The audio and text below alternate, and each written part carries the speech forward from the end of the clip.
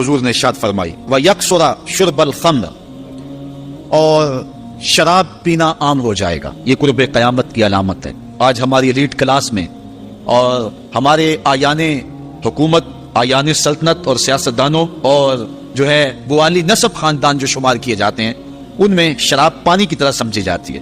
اور آج ہمارے ملک کے اندر جو ہے وہ کتنے شراب خانے موجود ہیں اور کتنے ٹنوں کے حساب سے جو ہے وہ بیرون ملک سے شراب درآمد کی جاتی ہے۔ یہ قرب قیامت کی نشانی ہے کہ شراب عام ہو جائے گی۔ ایک روایت میں آتا ہے شارب الخمر کعابد الوثن، شراب پینے والا بت پوجنے والے کی طرح ہے۔ کتنا سخت فرمایا گیا، اور کل قیامت کے دن سخت رسوا ہوگا جو دنیا کے اوپر شراب پیتا رہا ہوگا۔ اللہ تعالی ہم سب کو محفوظ فرمائے۔ وَيَقِلَّ الرِّجَالُ وَيَكْثُرُ النِّسَاءُ، اور ایک نشانی حضور نے یہ ارشاد فرمائی کہ مرد تھوڑے ہو جائیں گے اور عورتیں زیادہ ہو جائیں گی۔ ایک تو عورتوں کی افزائش زیادہ ہوگی، اور دوسری بات مختلف ہنگاموں میں، حادثات میں اور جنگوں میں مرد قتل کر دیے جائیں گے اور عورتیں زیادہ ہو جائیں گی، یہاں تک کہ حضور نے فرمایا حتی یکون ل50 امرأۃ القیم الواحد، یہاں تک کہ 50 عورتوں کا ایک مرد منتظم ہوگا۔ 50 عورتیں ہوں گی اور کمانے والا صرف ایک مرد ہوگا۔ یہ قرب قیامت کے حالات ہیں جو حضور نے بیان کیے۔ حالات اس طرف بڑھ رہے ہیں اور ایک وقت وہ آنے والا ہے کہ بالکل جو حضور نے فرمایا وہ چیزیں سامنے آئیں گی۔ حضرت ابو سعید خدری رضی اللہ تعالی عنہ سے ایک روایت سنیے۔ حضور نے ارشاد فرمایا مجھے قسم ہے اس رب کی جس کے قبضے میں میری جان ہے، اتنی دیر تک قیامت نہیں آئے گی، یہ وقت بھی آئے گا کہ جانور انسان سے باتیں کریں گے، انسان ان کی بولی سمجھے گا اور وہ ان سے باتیں کریں گے۔ وَحَتَّى تُكَلِّمَ الرَّجُلَ عَذْبَةُ صَوْتِهِ، اور اس کے کوڑے کی جو رسی ہے، اس کا جو پھندنا ہے، وہ بھی انسان سے باتیں کرے گا۔ وَالشِّرَاقُ نَالِهِ، اور اس کے جوتے کا تسمہ بھی اس سے بات کرے گا۔ يُخْبِرَ فَخِذُهُ بِمَا أَحْدَثَ أَهْلُهُ بَعْدَهُ، اس کا گھٹنا اس کو بتا دے گا اس کے بعد میں اس کے گھر والوں نے جو باتیں کی۔ یہ حالات پیدا ہو جائے گی۔ آج موبائل اور جدید ٹیکنالوجی آ رہی ہے تو اس بات کو سمجھنا مشکل نہیں ہے۔ اس زمانے کے اندر جبکہ ان چیزوں کا تصور بھی نہیں تھا، صحابہ نے پھر بھی یقین کیا کہ ہوگا، حضور نے کہا ہے اور آگے بیان کیا، اور آج تو حالات نظر آ رہے ہیں کہ بالکل جو حضور نے بتایا وہ سب کچھ جو ہے وہ ہونے والا ہے۔ حضرت ابو ہریرہ رضی اللہ تعالی عنہ سے ایک روایت ہے، یہ وہ صحابی ہیں جنہوں نے سب سے زیادہ حضور علیہ السلام کے فرامین امت تک پہنچائے ہیں، کثرت کے ساتھ حضور کی صحبت کا دور پایا اور اصحاب صفہ میں سے تھے، زندگی کا ایک ایک لمحہ حضور کی قربت میں گزارا۔ حضرت ابو ہریرہ رضی اللہ تعالیٰ عنہ فرماتے ہیں کہ رسول کریم صلی اللہ علیہ وسلم نے ارشاد فرمایا اذا اتخذ الفیء دیوالا، جب مال غنیمت کو، جب سرکاری خزانے کو اپنی ذاتی دولت سمجھا جائے گا، اس میں تصرف کیا جانے لگے گا۔ سرکاری خزانے میں لوگ جس طرح چاہیں گے تصرف کریں گے، ایک زمانہ آئے گا اور وہ دیکھ لو بالکل ہمارے سامنے۔ والامانۃ مغنما، اور امانت کو مال غنیمت سمجھا جائے گا، جس طرح غنیمت بندہ استعمال کرتا ہے وہ امانت کو اس طرح غنیمت سمجھے گا اور اس کو جو ہے وہ غصب کر جائے گا۔ والزکوٰۃ مغرما، اور زکوٰۃ کو ٹیکس سمجھے گا، مجبور ہو کے دے گا، وہ زکوٰۃ دینا چاہے گا ہی نہیں۔ اور آج کتنے لوگ ہیں جو زکوٰۃ نہیں دیتے؟ اگر لوگ صحیح طور پہ زکوٰۃ ادا کر دیں اور زکوٰۃ کے جو حقدار ہیں ان تک پہنچے تو پاکستان میں صرف 1-2 سالوں کے اندر غربت ختم ہو جائے۔ اتنی دولتیں ہیں لوگوں کے پاس، اتنی جائیدادیں ہیں لوگوں کے پاس۔ ایک تو سارے لوگ زکوٰۃ ادا نہیں کرتے، دوسرا یہ ہے حقداروں تک نہیں پہنچتی۔ پیشہ ور مانگنے والے اور اس موسم کے اندر جو ہے وہ اپنے آپ کو غریب ظاہر کر کے اور مختلف اپنی مجبوریاں ظاہر کر کے مال ہتھیانے والے بہت سارے ہیں، اور زکوٰۃ دینے والا کہتا ہے میں جلدی جلدی فارغ ہو جاؤں۔ جتنی محنت مال کو کمانے میں صرف کی ہے، اتنی ہی محنت حقداروں کو تلاش کرنے کے لیے بھی کرے تاکہ اس کی زکوٰۃ اصل مصارف تک پہنچے۔ تو قرب قیامت میں یہ ہوگا کہ زکوٰۃ کو ٹیکس جانا جائے گا۔ وَتُعُلِّمَ لِغَيْرِ الدِّينِ، اور علم دین کے لیے حاصل نہیں کیا جائے گا، دین کے علاوہ کے لیے حاصل کیا جائے گا۔ اس کے 2-3 مفاہیم ہیں۔ ایک تو مفہوم ہے کہ علم دین حاصل کرنا لوگ چھوڑ دیں گے، وہ انجینئر اور ڈاکٹر اور کیا کچھ بننے کے لیے جو ہے وہ علم حاصل کریں گے۔ نام خدمت انسانی ہی ہے کہ میں یہ سب کچھ کر کے اپنے وطن کی خدمت کروں گا، انسانیت کی خدمت کروں گا، لیکن بعد میں جب مسندوں پہ بیٹھتے ہیں اور جو حال کرتے ہیں وہ کسی سے مخفی نہیں ہے۔ مسیحا پھر کس روپ کے اندر آتا ہے اور کس طرح قوم کو دونوں ہاتھوں سے لوٹتا ہے، یہ قرب قیامت کی نشانی ہے۔ ہر بندہ جو ہے وہ علم تعلیم حاصل اچھا انسان بننے کے لیے نہیں، پاک کردار شخص بننے کے لیے نہیں، اچھا مومن بننے کے لیے نہیں، صالح فرد بننے کے لیے نہیں، بلکہ کمائی کرنے کے لیے، زیادہ سے زیادہ پیسے کمانے کے لیے وہ علم حاصل کرے گا۔ اور دوسری بات کہ جو دین کا علم بھی حاصل کریں گے وہ بھی غرض و غائط جو ہے وہ اپنی چھوڑ دیں گے جس مقصد کے لیے جو ہے وہ علم حاصل کیا جاتا ہے. اور یہ قرب قیامت کی نشانی جو حضور نے بیان کی یہ بھی ہم اپنے اس زمانے میں دیکھ رہے ہیں. وَأَطَاعَ الرَّجُلُ امْرَأَتَهُ، اور آدمی اپنی بیوی کی اطاعت کرے گا، جو بیوی کہے گی وہ مانے گا. وَأَقَّى أُمَّهُ، اور ماں کو آگ کر دے گا، ماں کی پرواہ نہیں کرے گا، ماں کی نافرمانی کرے گا، بیوی کی بات کو ترجیح دے گا اور ماں کی بات جو ہے اس کو ثانوی حیثیت دے گا. بہت بدبخت تو ایسے ہیں کہ جو ماں باپ کو ویسے ہی تقیانوسی کا تانا دے کے کہتے ہیں تمہیں تو پتہ ہی نہیں کسی بات کا، دنیا کہاں چلی گئی، اور ان کی کسی بات کو، کسی مشورے کو اور کسی حکم کو کوئی ترجیح نہیں دیتے. لیکن بیوی اور ماں دونوں کا حکم مقابلے میں آ جائے تو اس وقت وہ بیوی کے حکم کو ترجیح دیں گے. یہ قرب قیامت کی علامت ہے جو کہ ہم واضح طور پہ اپنے معاشرے میں دیکھ رہے ہیں. وَأَدْنَىٰ صَدِيقَهُ وَأَقْصَىٰ أَبَاهُ، دوست قریب ہوں گے، باپ دور ہوگا. دوستوں کو قربت دی جائے گی، ان کے ساتھ بیٹھنا اٹھنا بھی ہوگا، کھانا پینا بھی ہوگا، گپ شپ بھی ہوگی. دوست ایک بیل دے تو بندہ دوڑا جائے گا دوست کی پکار پہ، لیکن ماں باپ جو مرضی کہیں تو ماں باپ کی بات کو کوئی ترجیح نہیں دی جائے گی. یہ قرب قیامت کی نشانیوں میں سے ایک نشانی ہے، اور اس وجہ سے آج لوگ محروم ہو گئے ہیں اور گھروں میں برکت نہیں رہی. ماں باپ اگر کچھ کہیں، کوئی چیز لانے کے لیے بھی کہیں تو بچہ سو بہانے کرتا ہے اور دوست کی پکار پہ لبیک کہتا ہوا بھاگ اٹھتا ہے. وَظَهَرَتِ الْأَصْوَاتُ فِي الْمَسَاجِدِ، مسجدوں میں لڑائیاں ہوں گی، مسجدوں میں جو ہے وہ آوازیں بلند ہوں گی لڑائیوں کی، ایک دوسرے سے الجھاؤ پیدا ہو جائیں گے.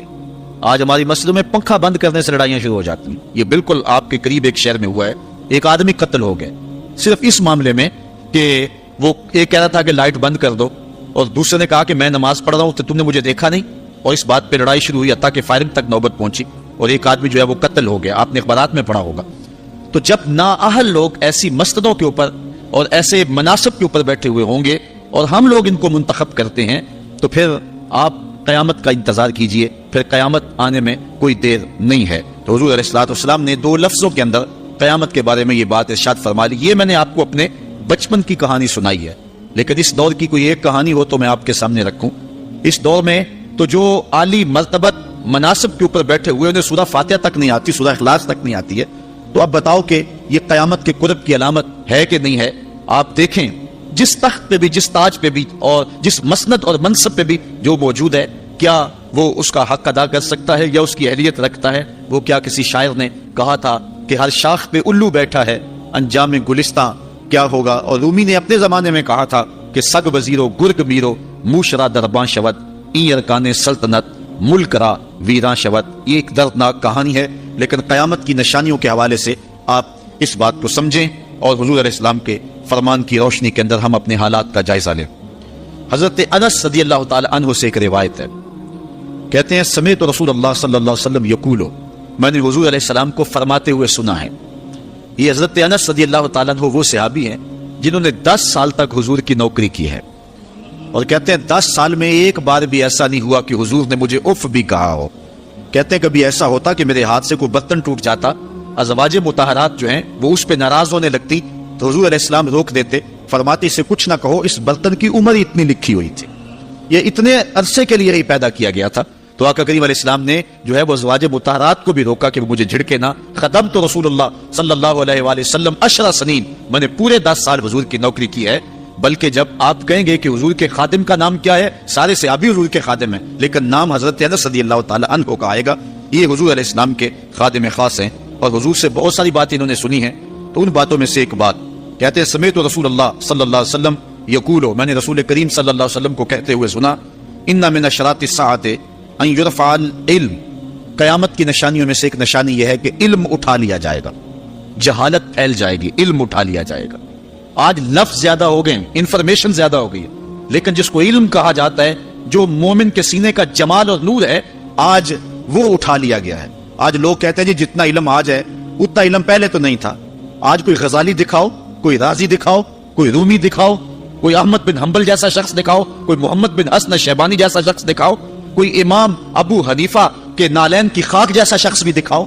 تو یہ ایک غلط بات ہے کہ جی پہلے زمانے میں اتنا علم نہیں ہوتا تھا، اب علم بہت زیادہ ہو گیا، جی علم بہت زیادہ پھیل گیا. علم نہیں پھیلا ہے، یہ چند معلومات ہیں، انفارمیشن کا دور ہے. اور خبریں ہیں جو علم ہے، جو کہ مومن کے سینے کا جمال ہے اور باطن کا نور ہے، جو زندگی کی راہوں کو اجالتا ہے اور زمانے کو مالک کی تحریس کے قریب کرتا ہے اور انسان کو انسانیت سکھاتا ہے، وہ علم جو ہے وہ اٹھتا چلا جا رہا ہے۔ اور حضور سے پوچھا گیا کہ حضور علم سینوں سے اچک لیا جائے گا، سینوں سے کھینچ لیا جائے گا؟ فرمایا نہیں، علماء اٹھا لیے جائیں گے۔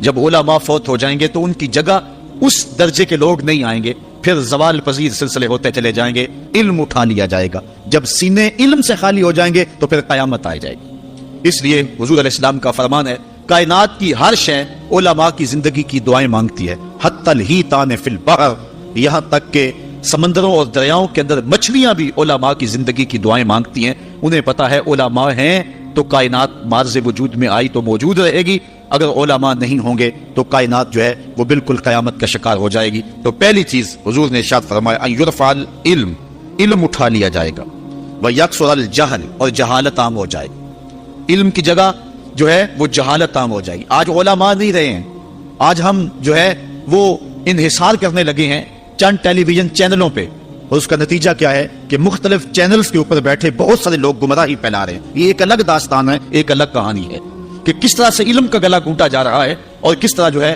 وہ لوگوں کو گمراہ کیا جا رہا ہے۔ یہ جہالت کی کثرت ہے۔ اور تیسری بات جو حضور نے ارشاد فرمائی، وَيَكْثُرَ الزِّنَا، زنا عام ہو جائے گا۔ نظر کا زنا یہ تو اس زمانے کے اندر برا رہا ہی نہیں ہے، لوگ اس میں کوئی آر ہی نہیں سمجھتے۔ کسی کی بہن اور بیٹی کو دیکھنا اور اپنی آنکھوں کو شہوات سے بھرنا، یہ بندہ محسوس ہی نہیں کرتا ہے۔ حضور علیہ السلام نے ارشاد فرمایا، من زنا زنیا بہی ولو بہی تان دارہی، جس نے زنا کیا یہ عمل اس کے گھر بھی لوٹے گا، اگرچہ وہ اپنی دیواریں اونچی اونچی کیوں نہیں کر لیتا۔ اگر آج کوئی کسی کی بہن بیٹی پر اپنی نظروں کو غلیظ کرتا ہے تو وہ یہ کیسے کہہ سکتا ہے کہ میری بہن اور میری بیٹی کسی کی گندی نظروں کا شکار نہیں ہوگی؟ یہ مقافات عمل ہے۔ گندم از گندم برویت جو سے جو از مقافات عمل غافل مشو۔ اس لیے بدکاری پھیل جائے گی، نظر کی بدکاری اور ہر طرح کی بدکاری، اور یہ اتنا برا اور کبھی کام ہے کہ اللہ تعالیٰ جل شانہ نے قرآن مجید میں اسے کھلی بے حیائی قرار دیا ہے۔ آج میڈیا کے ذریعے، آج انٹرنیٹ کے ذریعے، اور یہ جو موبائل پیکج کی مصیبت نکلی ہے، اس سے معاشرے کا امن خراب ہو گیا اور معاشرے کے اندر حیا کا جوہر جو ہے وہ لوٹ لیا گیا ہے۔ اپنی نسلوں کی حفاظت کریں، ان کے ہاتھوں سے جو ہے وہ ناول چھینیں، اور ان کے ہاتھوں سے جو ہے وہ اس طرح کی مخرب اخلاق سیڈیز چھین لیں، اور ان کے ہاتھوں میں اللہ کا قرآن دیں اور رسول کریم علیہ السلام کی احادیث تھمائیں اور ان کو راہ حق کا مسافر بنائیں۔ یہ ذمہ داری ہے والدین کی۔ کل قیامت کے دن ایک عورت 4 مردوں کو جہنم میں لے جائے گی۔ عرض کیا گیا وہ کیسے؟ فرمایا ایک عورت کو حکم ہوگا جہنم کا تو وہ عرض کرے گی مالک میرے باپ کو بلایا جائے۔ باپ کو بلایا جائے گا، یا اللہ یہ میرا باپ ہے، میں اس کی بیٹی، میری تربیت کا جوہر اس کے ہاتھ میں تھا، آج جن بدکاریوں اور گناہوں کے سبب جہنم میں جا رہی ہوں اس کا ذمہ دار یہ ہے۔ وہ باپ جس نے اپنے بیٹی کو سب کچھ دیا، اپنی اولاد کی تعلیم کے لیے اپنے پلاٹ بیچ دیے، جائیدادیں فروخت کر دی، نہیں دیا تو دین نہیں دیا، کل قیامت کے دن وہ اللہ کے حضور کیا جواب دے گا؟ ارشاد ہوگا اسے بھی پکڑو، اس کے باپ کو بھی پکڑو، جہنم میں لے جاؤ۔ عرض کرے گی نہیں مالک میرے بھائی کو بلایا جائے۔ بھائی کو بلایا جائے گا، مالک یہ میرا بھائی ہے، میں اس کی غیرت تھی، میں جن راہوں پہ چل کر کے تیرے عطاب اور تیرے قہر و غضب کی حقدار بنی، اس کا ذمہ دار یہ ہے۔ اگر یہ مجھے روکتا، اپنی آبرو کی حفاظت کرتا، اپنی ناموس کا پہرا دیتا، تو میں ان راستوں کی مسافر کیسے بنتی؟ میری خرابی کا ذمہ دار یہ ہے۔ اب وہ بھائی کیا جواب دے گا جو چوکوں اور موڑوں پہ کھڑا ہو کے آنے اور جانے والی بہنوں اور بیٹیوں کو دیکھتا ہے اور یہ سمجھتا ہے کہ میری بہنیں اور میری بیٹیاں گھر میں محفوظ ہیں؟ وہ قیامت کے دن کیا جواب دے گا؟ ارشاد ہوگا اسے بھی پکڑو، اس کے باپ کو بھی پکڑو، بھائی کو بھی پکڑو، جہنم میں لے جاؤ۔ عرض کرے گی نہیں مالک میرے شوہر کو بھی بلایا جائے۔ بلایا جائے گا، مالک یہ میرا شوہر ہے اور میں اس کی بیوی، میری تربیت کا جوہر ماں باپ کے بعد اس کے ہاتھ میں تھا، اور اس کے پاس طلاق کی دھمکی ایسی چیز تھی، مجھے جو چاہتا منواتا اور جس انداز میں ڈھالنا چاہتا مجھے ڈھال لیتا، لیکن اس نے مجھے کبھی راہ حق کی طرف نہیں بلایا تھا۔ وہ شوہر کیا جواب دے گا جو خود اپنے دوستوں کو چائے پہ بلا کے اور اپنی بیوی کو سامنے برہنہ منہ بٹھا کے بعد میں اس کے حسن کی داد مانگتا ہو، بتاؤ بھابی کیسی ہے؟ تو وہ کیا جواب دے گا قیامت کے دن؟ ارشاد ہوگا اس کو بھی پکڑو، اس کے باپ کو بھی، اس کے شوہر کو بھی اور اس کے بھائی کو بھی جہنم میں لے جاؤ۔ عرض کرے گی نہیں مالک میرے بیٹے کو بھی بلایا جائے۔ بیٹے کو بلایا جائے گا، مالک یہ میرا بیٹا ہے، میں اس کی ماں ہوں، میرے سینے میں اس کے لیے تڑپتی ہوئی ممتا تو نے رکھی تھی، یہ روٹھ جاتا تو زندگی اجاڑ ہو جاتی۔ جو بھی چاہتا ضد کر کے منوا لیتا، مجھے کسی کے گھر کے برتن بھی مانجنے پڑے تو میں نے اس سے بھی گریز نہیں کیا، اس کی ہر فرمائش کو پورا کیا، اپنا زیور بیچ کے اس کی تعلیم مکمل کروائی۔ اگر یہ ضد کرتا کہ امی آپ نماز نہیں پڑھتی، میں آپ کے ہاتھ کا کھانا نہیں کھاؤں گا، امی آپ یہ عمل کیوں کرتی ہیں، یہ شریعت میں جائز نہیں ہے، تو میں جو ہے وہ کھانا نہیں کھاؤں گا، تو کیا میری ممتا مجبور نہ ہو جاتی؟ اس نے ساری زندگی کیا مجھے اس کے بارے میں کوئی کہا تھا، نیکی کی طرف بلایا تھا، بدی سے روکا تھا؟